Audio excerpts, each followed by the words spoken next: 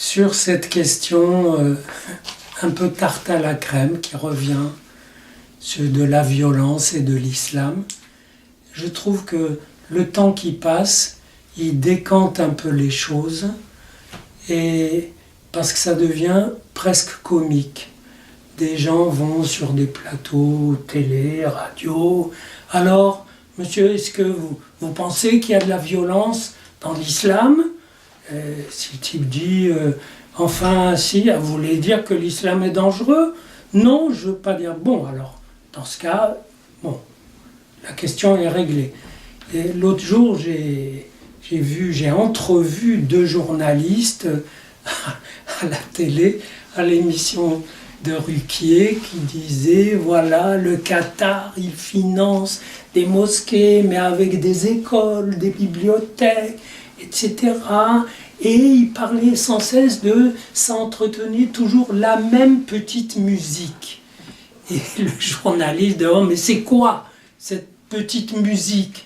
Et il n'arrivait pas à dire que c'était l'idéologie islamique fondamentale. Autrement dit, et ça devient un secret de polichinelle. Et comme j'ai un peu travaillé là-dessus, et jamais dans un esprit de dénonciation, mais dans un esprit de compréhension et de sérénité, je voudrais faire une mise au point.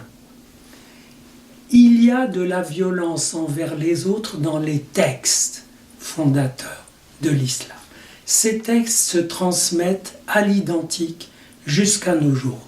Des gens, notamment des musulmans en Europe, prennent conscience que ces textes dénoncent les autres, les maudissent, etc., que c'est pas qu'il y a un problème, que c'est pas possible. C'est difficile en tout cas d'aimer un texte qui maudit les autres et de vouloir en même temps vivre avec les autres. Ça, c'est un problème vécu par des musulmans.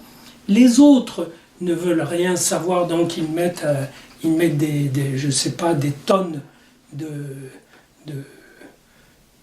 plomb dessus pour qu'on n'entende pas. Mais en fait, le problème, il est là. Ça ne veut pas dire évidemment que les musulmans qui lisent ces textes sont prêts à les mettre en acte. Pas du tout. La plupart d'entre eux, notamment en Europe, veulent vivre avec les autres. Ce qu'il y a, c'est que de temps en temps, c'est comme des particules élémentaires qui proviennent du réacteur fondamental. Vous voyez, qui préconise le djihad et l'islamisation générale.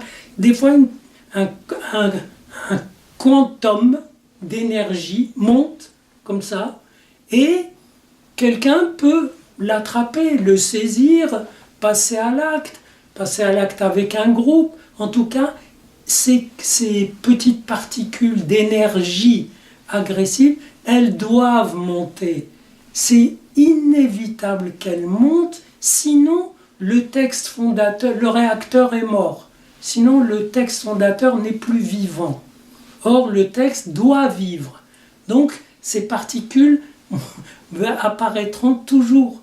Le problème, c'est que ça met les gens, les fidèles, déjà au défi de regarder ça avec distance, d'arriver à penser que c'est d'une autre époque, etc.